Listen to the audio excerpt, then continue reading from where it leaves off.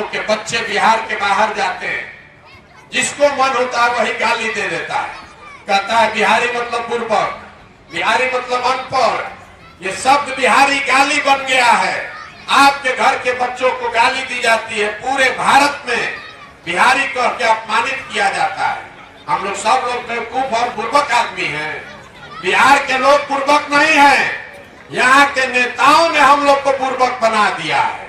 ये तो ज्ञान की भूमि रही है, इस मिट्टी का गौरव करना सीखिए।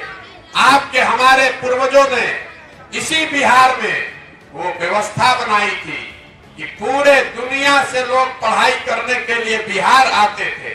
पूरे देश का शासन बिहार से चलता था।